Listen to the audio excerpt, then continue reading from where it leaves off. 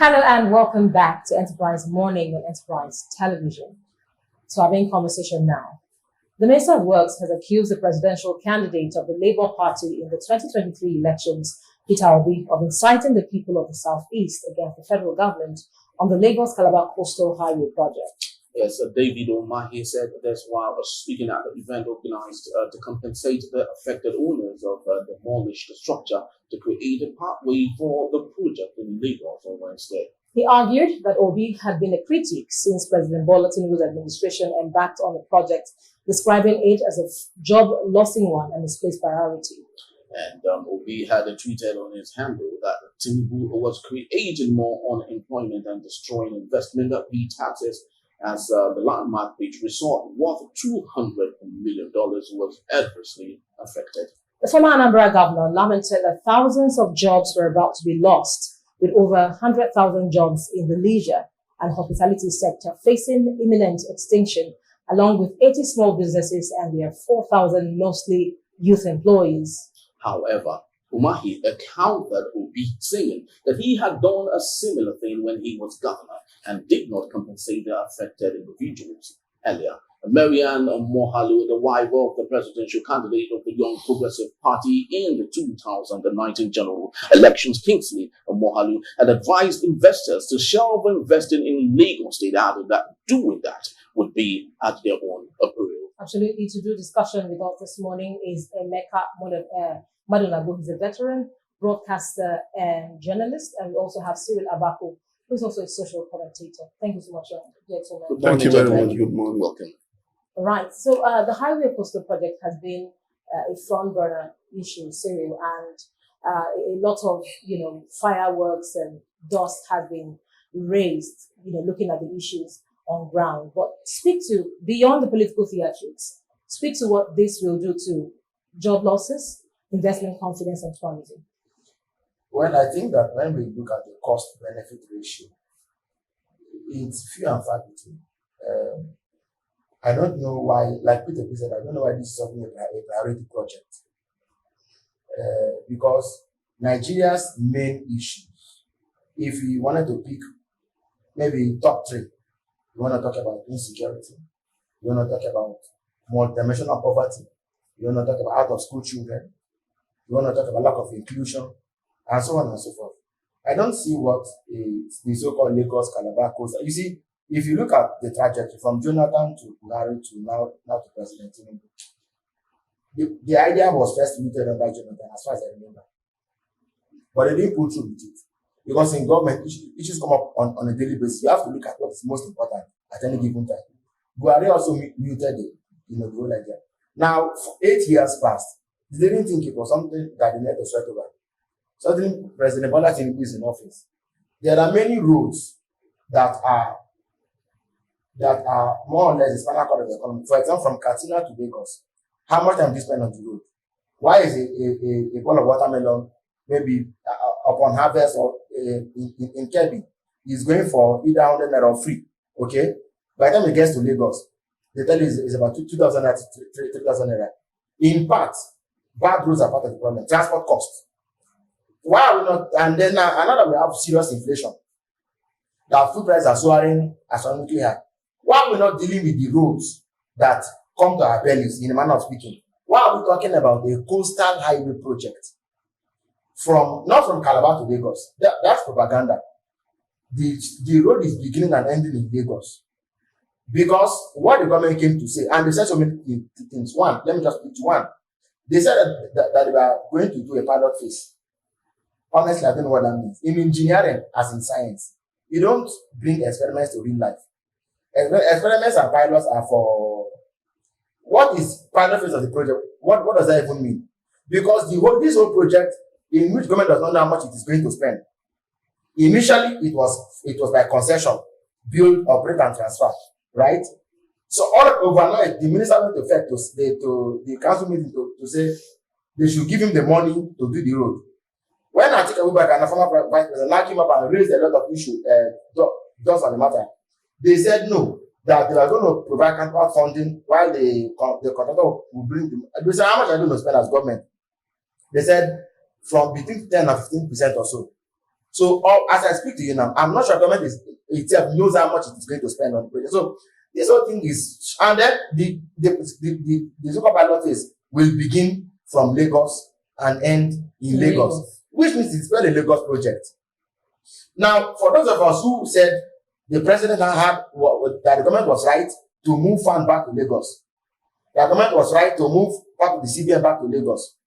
On this score, I can't back this because it not clearly shows that there is some sort of Lagos or ethnic agenda on the whole thing. And to be honest with you, they are going to affect somebody's business, somebody who has been in Lagos since 1997, and from what he said, he's paying about 2 billion naira to Lagos State government as tax annually. People, I mean, I've been to Landmark before. People come, if you enter Landmark, it looks like you're out of Nigeria. Let me refer to the owner of the place, you know, or to the business itself as an entity. It is a signature destination for West Africa. What excuses government giving? Say they want to call part of the, you know, job losses, you know, a whole lot. So I honestly don't understand what this whole thing is about. I'll refer it to you. Okay, Emeka, let's help us speak to the submission by Marian Mohalu on investors' confidence in Lagos State and Nigeria, where she said that it will be a loss for investors to come do their business in Lagos. Then secondly, I also want you to speak to the issue of the Umahi saying Obi is instigating the Southeast against the administration of Bola Ahmed Tinubu. But of course, we still need to understand, right after the February 25th general elections, we all saw what happened. And after that, we saw demolitions of properties belonging to people from that demography. Now, what do you think is the problem we have? And is Marian right about her submission? And at the same time, do you think this is singled out against the Southeasterners? Well, you've put a number of issues in one question, but I'll try to break them down one after the other. First of all, Mariam Moghalu is a citizen of Nigeria. She's not a citizen of any other country that I know about, you know. So there's no country called the Southeast. I think when you have dimwits, empty barrels in government, you know what they do? When they have nothing sensible to say, they just take the ethnic, because they know Nigerians are hardly discerning enough on any issue to, you know, tear it apart and ask, where will this thing take us to? And so they know, because they have their foot soldiers on social media, whom they pay 20,000, 50,000 and all kinds of things. And once they put anything, those ones retweet. I was telling a colleague yesterday, I lambasted him. He said, so are you? I said, as a journalist, doubt every piece of information that comes to you. That is why you must verify. It doesn't even matter if it's the president who said it. He can be telling lies. He was saying, so are you telling me if it's the president? I said, listen to me. There's a maxim in journalism, when in doubt, leave out. It doesn't matter who says so. But you see, Nigerians, the presidency has said something. I said, I gave the example of the Maersk. I said the presidency made an announcement. No single media house that carried that story cared to either call Maersk or write them an email to say, is this true? Maersk is not a malam shop. It's not a kiosk by the roadside. It has a board of directors. So for any investment to be approved, the board of directors must approve it. So it's not just what one MD or somebody sitting down with the president of Nigeria will just throw out. So Maersk turned out and said it was a lie. Then the government now started scrambling for video evidence to say Maersk. Listen to me, Maersk, as of today, has said they don't know about investment. It doesn't matter if you go and bring videos of 1940 or 1900. That is beside the point. And because of that now, Maersk has lost 4% of its capitalization, you know, because shareholders were scared, you know, and started pulling out their money. Now, so Umahi trading that part, I'm not surprised. Who is David Umahi? Yes, he built roads, built bridges and all that, but the human development index of his government was a total failure, an abject failure. David Umahi built an airport in Abakaliki that not even only birds have been landing there. He should show us the EIA of that airport. Even though he wrote then President Muhammadu Buhari for 10 billion naira assistance from the federal government for the airport, everything was built and all that. But up to today, no airline has flown to that airport. So it's just a wasted venture. That 6 billion naira gone down the drain. So I'm not surprised that, he's so eager of all the jobs, of all the roads across Nigeria. Dave Umahi is so eager to deliver this to Tinubu. Why? There are immediate and, long-term, projections from a personal angle talking about Dave Umahi. But you see, Dave Umahi was one of those Igbo politicians who were never happy, with the ascendancy that Peter Obi gained during the last elections. I can tell you I'm from the Southeast. They have been so envious, so bitter. Because in fact, Peter Obi can walk on the streets of the Southeast anywhere. But many of these guys can't get it. Not even in their villages. If Dave Umahi is saying that Peter Obi is inciting the Southeast, I'll ask him a question. I'm from the Southeast. I don't own any business around up there. I don't know landmark. I've never been there. I only, seen it in the news and the pictures and videos. So when you say the Southeast, you betray your low level of intelligence. Because what you mean is that the generality of Igbos have an interest in that area and that location. Mm-hmm. And so Peter Obi is trying to incite them not to invest in that area. It's very simple. But the problem in Nigeria, somebody can just come, say anything. The moon is not yellow. And people, without even looking up, we start arguing. No. I'm a Christian. I believe it is so. No. I'm a Muslim. And the moon is there. Nobody has cared to look at whether the moon has changed its hue. And the moon, by the way, has no color. Mm-hmm. That is the nature of conversation in Nigeria. So when Umahi says that, what does he try to say? He's just trying to play to the gallery. And it should be ignored because a journalist asked him a question. Where is the interim and final approvals for this project? He couldn't produce it. So that tells you from the get-go that it's just somebody to be ignored. That project will fail. Go and write it down. It's not because I'm from the South or anything, but let me tell you something. Do you know roads that have been built in this country, roads to nowhere that nobody uses? One of the best roads in this country, this is Zaria Funtua Road, well built. Go and find out whether people, because bandits have taken over that stretch. So when you build roads to nowhere, you just build them for lizards and then maybe villagers who will be spreading their corn and grains on it. Then to the issue of Mary Jane, is it Mary Jane Ongalo? Marianne Ongalo is a Nigerian. And she has a right to say people should not invest in Nigeria because of the uncertainty. And it is true. I'll give you an example.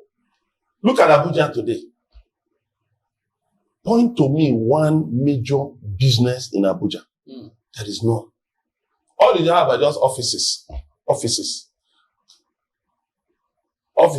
Their files are in the cloud.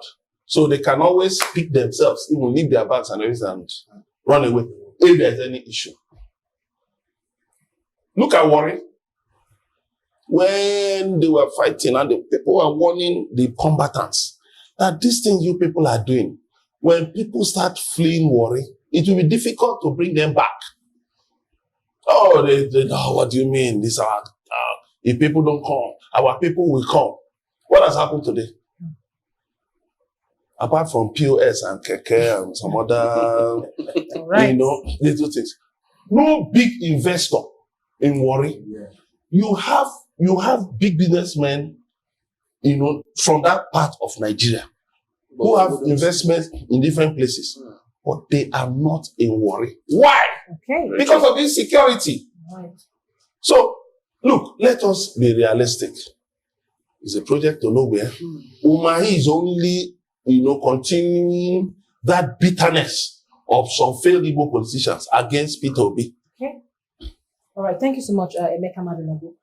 Cyril, I love that Emeka had in his conversation talked about let's be realistic. The federal government intends to pay 2.75 billion naira compensation for coastal highway demolitions. Speak to the 4,000 job losses from small business owners. Looking at subsisting realities, the fuel price has gone up, food cost has gone up. Tell us what the impact of this will be, and then is the compensation enough, so to speak? Well, so the compensation is, I want to believe, is based on evaluation. Right. But even that, it is difficult to understand the metrics that could have been used. Sadly, I make a detour. The maker was talking earlier about how Musk said they couldn't comment on the so-called $600 million deal that the federal government said claimed it had entered into. That won't be the first time. The first time was when government came and said the UAE had resolved this visa issue with Nigeria. If we now have a presidency whose word you can't take on the face of it, then there's a serious integrity crisis that is arguably irredeemable, because in any, that's not even propaganda, in any country, right? When there are, a country's government is the height of its own civilization or culture. So if they can't even be truthful on very basic issues, then it means we've lost it completely. And there are no redeeming features in this. Look at he said the job losses. When jobs are lost, crime rate will spike. Right. It is only natural. Number two, there are some, make a correct if I'm wrong, there are some jobs that need other kinds of jobs to be there. They are called services. Yes. So and services, you see, a country's evolution or maturity in the service sector is actually its benchmark for how advanced that society is. Look at, we were talking about POS, for example. Those are service sector. People that do laundry and other things like that, fintechs and people like that, they depend on other industries to thrive. So when those begin to collapse, even the major jobs themselves are also going. How does a government that inherited this huge burden of unemployment now wants to contribute to that same unemployment burden? Meanwhile, we have not created other avenues where these people who are left can be sucked in. So clearly, this is a government without focus. I'm sorry, but it's the truth. Look, when something is right, we will say it is right. When something is not right, then let us call it another name. You see, after the elections of last year, it took somebody of no less a pedigree than the Speaker of the Lagos State Assembly to say that Lagos will reclaim its land. I think there was a good that they are going to reclaim what belongs to them, their lands and whatever it was. Then what followed was the demolition of buildings in certain places. Ajawa was targeted. Abulado was targeted. Okay, all of these were targeted. Some weeks ago, we heard that they want to move Computer Village. They've been muting, denying. Finally, now they said they're going to move Computer Village. Of course, we know. You see, I don't like this ethnic thing. I'm not an Igbo. But you cannot see it walk like a dog, clock like a dog, eat like a dog, and not say it's a dog. It's a dog. Look at, now, finally they come to the remove Computer Village, which is largely populated by Igbo traders. They want to move it out of Computer Village to wherever it is want to move it to. Somewhere out of civilization. Katankoa. Katankoa. One thing about, and those are service sectors, whether they like it or not, one thing about market is access. Markets thrive on access. A market is not a location. A market is any mechanism, a place where buying and selling takes place. This is SSC commerce. Okay? A market is any mechanism by which you can do buying and selling. So why do you move people from center of town to where nobody knows? And so clearly, in my view, there appears to be an agenda. The owner of Landmark Hotel is an Igbo man. Okay? Nigeria plays a politics of privilege. Sometimes your name, the language you speak determines what you get. So when we see the movement and the growth, it just really goes to show. And that is even without preaching the fact that we've never gone to check those 4,000 jobs that are going to go. Who are they mostly? Have we even gone to check? We've not. When you now go to check and now see who and where are even going to lose their jobs, that will become another discussion entirely. Then, lastly, also, Chinyere, you asked about the question of using investor confidence, right? Right. What you hear is more Alu saying isn't far-fetched. Even for me, do you know, some weeks ago I was wondering, so where can one buy a house and where can one not buy a home? Because demolition, even in Lekki, whole estates, what are you doing with this? For me, I was why I said, so where can one buy that it will be a safe buy? Safe, yeah. Let me tell you this. There was I have a colleague, a friend, a senior colleague, who said that he had gone to shop somewhere in Lagos here after the election, but I won't mention too many names, where some officials, thinking that he was a native, we are telling him with the instruction they have been given that they're going to deal with people of a certain part of the country. From our discussion, you can already tell good those people that they've been told to mercilessly deal with them. Now, you also remember that I think it was after the election that they went to Alaba and started demolishing shops. So this whole thing appears to be a scheme. And clearly, go and check history. Anywhere Hitler tried it in Germany, Germany was also for it. In fact, it even led to World War II. Okay? Anywhere people have targeted migrants for annihilation or for extinction or for brutality, it doesn't really, because in every place, look, New York and those places, it is people that come from outside that come to develop places. It's normal. What Nigeria needs to do is to deal with the national question. Are we indigenous or citizens of? Are we all citizens of Nigeria, or are we just indigenous of certain places? In which case, let's go back to where we came from. But if we're all citizens that should enjoy equal rights, then my name, my color, my language should not be barriers to what I can be in my own country. That's what I think is the real issue. Right. Yeah, can I just quickly add that? Look at the service sector. According to the National Bureau of Statistics, the service sector overtook agriculture last year as the greatest contributor, as the highest contributor to Nigeria's GDP. That was last year. And then let me tell you, you see these characters, who try to use ethnicity. They will hate their people more. I'm telling you, they may be targeting Igbos, but they hate their people more. What they do to their own people is even more despicable. And it's bad. Because let me tell you, you see, skill. A man's skill is the only thing he can move around anywhere with. He may not have a bag. He may not have just clothes on his body. But anywhere, you just wake him up, you are a message. He tells you yes, and he can fix it. And let me give you an example. In my hometown, in Anambra State, somebody set up a bakery and made an announcement all over the place. We're looking for workers and all of that.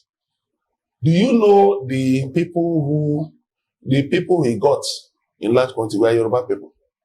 My hometown. And they're still working there. You understand? Now, this man has gone to Oka, built a bigger thing. He's now buying land in my hometown and expanding. Why? He's an open employee. He doesn't care whether you come from the moon or whatever. So you see, these people are actually grabbing all these things for themselves and their children. They don't care about anybody. So when I see people pushing agenda, Yoruba, Igbo, I just laugh. I say, because let me tell you something. These people will just use their head to break coconut. They don't care about you and I. You and I live freely. We sit down, we eat, we drink, we relate. But you see these people, they hate this country, they hate you and me. And they are just exploiters. Right. Simple. Thank you so much, Emeka Madunagu. A seasoned journalist. We also had Cyril Abapu speak to the issue of the Costal highway project today on the main concern. Thank you so much, guys, for coming. Thank you very much. Henry, it's been a lot, quite, and I hope that federal government will heed to clarion call from its citizens as to what, in the trajectory, what should come first. I mean, I paid 3,000 naira from my house to the office. I mean, formerly it was about 400-500. Wow. So in my opinion, I think those are the sort of issues that we should be talking about and looking at as against coming up with what looks like a white elephant project. Yeah, very true. Especially yesterday, the president talked about inclusivity. And the question is, how inclusive is the president in his administration? And we'd love to hear from you. Follow us on all our social media platforms at Enterprise TV7 and our website at www.enterprisetvnews.com. I'm Chinyere. I am Henry Igwebike. Thank you for watching. Bye Bye-bye for from now. us. Yeah.